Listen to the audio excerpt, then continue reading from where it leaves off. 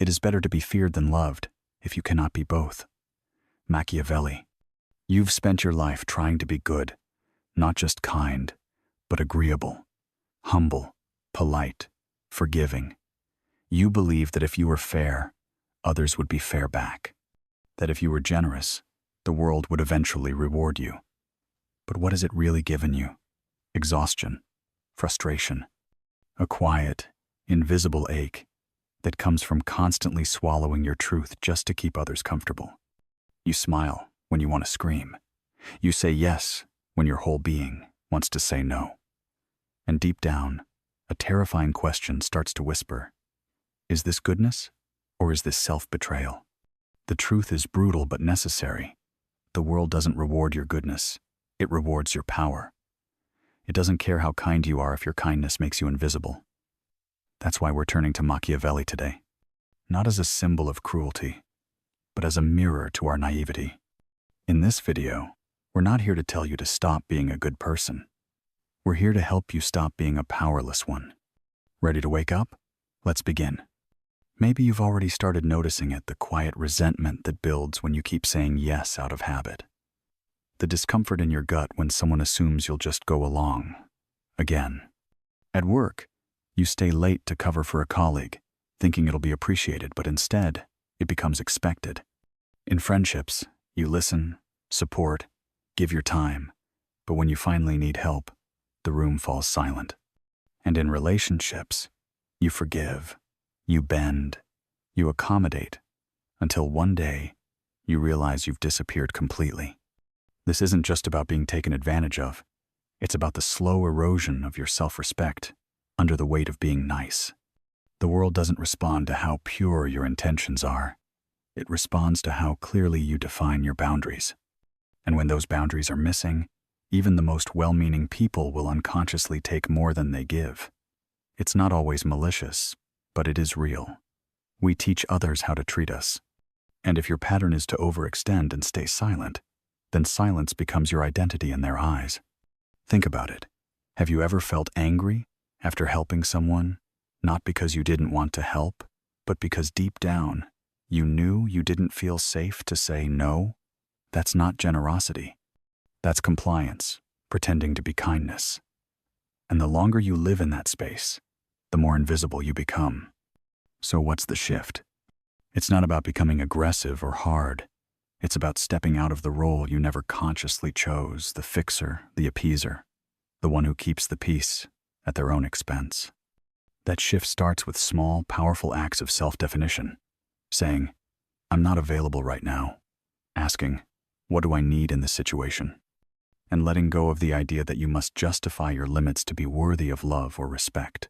On Psychology Insights, we've heard from people all over the world, from viewers who used to say yes to every request, afraid of being judged, to those who stayed in toxic dynamics far too long because they were taught that endurance is a virtue. But here's the truth. Endurance without self-respect is not strength, it's self-abandonment. So, let's talk about it. What's one moment in your life where you realized your kindness was being mistaken for weakness? Drop it in the comments, not just for you, but for someone else who needs to hear that they're not alone. Because once you name that moment, you begin to take your power back. Once you recognize that your silence has been misunderstood as weakness, something inside you starts to break, but not in a bad way. It's a rupture, a crack in the performance you've kept up for too long. And through that crack, your real self begins to emerge, the one who's tired of negotiating their worth through people-pleasing. But this awakening comes with resistance, not just from others, but from within. You'll hear an old voice, the one you inherited from family, school, society, whispering, don't be selfish. Don't make it about you. Just be easy to deal with. And this voice is powerful, not because it's true, but because it's familiar. It's the internal script that keeps you small enough to be accepted. And here's where the real test begins. Can you honor your truth, even when it makes others uncomfortable? Let's say your friend constantly vents but never asks how you're doing. One day, you speak up calmly, respectfully. Their response? Wow, I didn't expect that from you. You've changed. Yes, you have. You've started choosing mutual respect over emotional convenience. And yes, they might pull away. But that discomfort isn't proof that you're doing something wrong. It's evidence that you're finally doing something different. This happens in families too. You begin saying no to obligations that drain you. You stop showing up out of guilt. And suddenly, you're labeled distant, cold, or worse, ungrateful. But let's be clear, gratitude is not servitude. You can love someone and still refuse to shrink yourself to make them feel comfortable. At work, you no longer take on every task just to be seen as a team player. You stop apologizing for taking time off, for saying, I can't do that right now. And the moment you do, the dynamic shifts. Some people respect you more, others resist. But either way, you've just taught them something important, that your energy is no longer up for negotiation. This is the moment where the game changes. Not because you became someone else, but because you finally stopped abandoning yourself to belong. And maybe that's the lesson Machiavelli was trying to teach all along. Not how to be cruel, but how to stop being naive. He understood that people don't always reward your softness. Often, they exploit it. Not because they're evil, but because they're human. And unless you claim your space, define your limits, and move with quiet clarity, the world will define them for you. So I want to hear from you, right here on Psychology Insights. What belief about being a good person have you had to unlearn in order to start respecting yourself? Share it in the comments because someone else is probably battling the same lie and waiting for permission to let it go. And if this is hitting something real inside you, that's not a breakdown. That's a breakthrough. There comes a moment when you realize the problem was never your kindness. It was where, how, and to whom you gave it. Real kindness is never weakness. It's not silence when you're hurting. It's not staying quiet when you're being disrespected. And it's not continuing to give to those who only know how to take. That's not compassion, that's conditioning. That's the invisible training you received to survive in a world that made you believe your worth was tied to your usefulness. But true kindness is not about being agreeable. It's about being anchored. It's the strength to speak your truth even when your voice shakes. It's the clarity to walk away, even when you still care. It's the dignity to say, enough, even when guilt tries to stop you.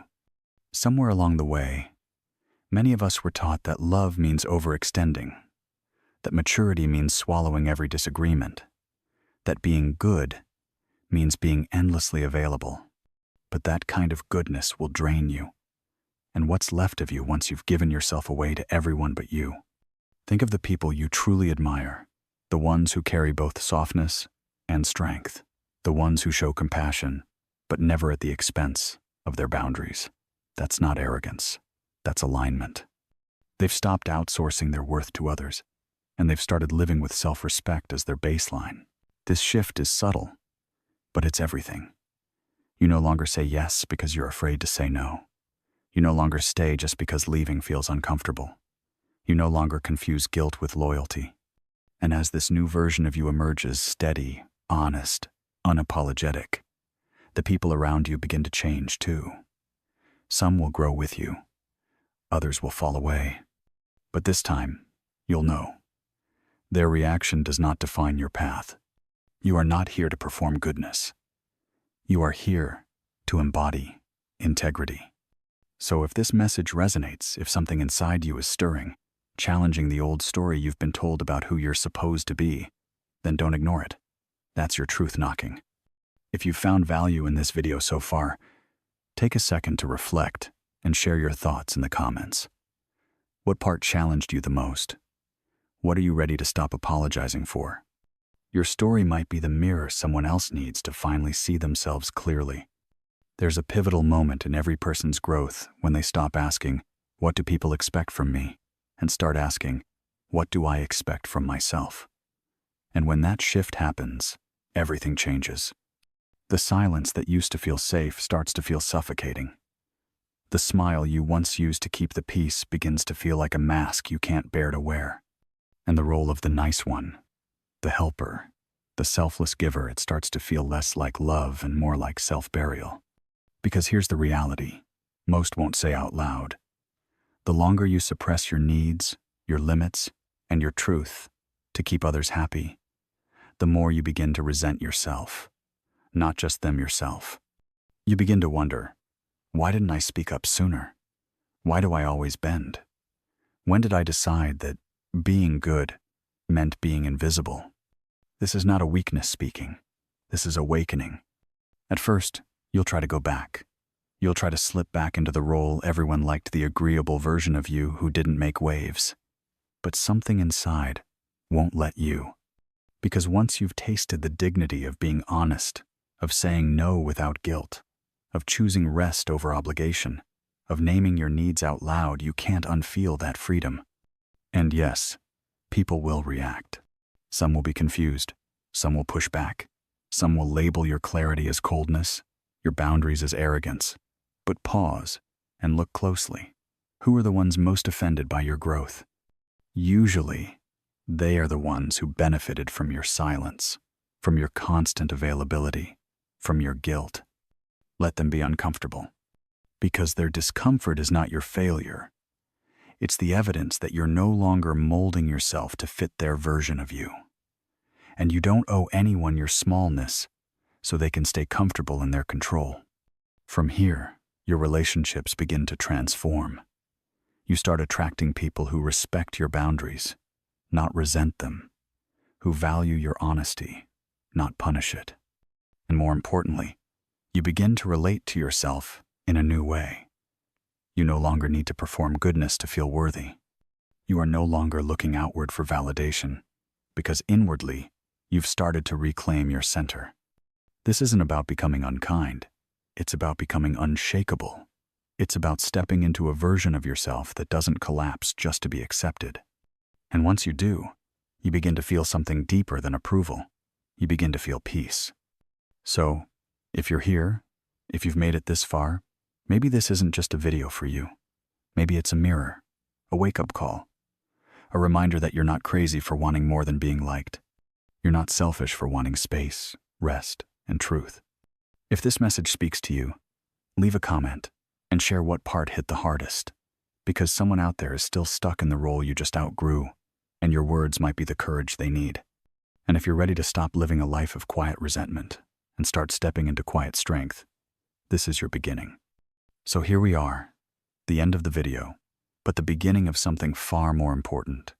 The end of being who the world told you to be, and the beginning of becoming who you were always meant to be. Let this be the moment you stop apologizing for being too much, too honest, too direct, too unavailable, too protective of your peace. Because maybe you were never too much. Maybe they were just too used to you being less than your full self. The truth is, being seen as a good person is not the same as living with integrity. One is performance. The other is alignment.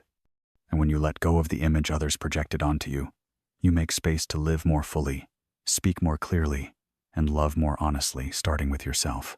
You don't need to scream to reclaim your power. You just need to stop whispering when it's time to speak. You don't need to be cruel to be respected. You just need to be clear. And you don't have to carry the weight of everyone's comfort to prove that you are worthy. There will always be people who only loved the version of you that served them. Let them go. Because the most dangerous thing you can do is keep sacrificing your truth just to stay likable. Now let me ask you, not as a creator, but as someone who's been there. When did you first realize that trying to be the nice one was costing you your peace? If this video helped you see yourself more clearly, even if it stung a little, don't keep it to yourself. Leave a comment below and share what shifted for you. You never know who you might be helping. And if you're ready to stop playing small and start standing tall, hit like, subscribe to Psychology Insights, and watch the next video in this series. Because this journey doesn't end here. It begins every time you choose clarity over compliance, courage over comfort, and truth over performance. You're not alone. And this is your turning point.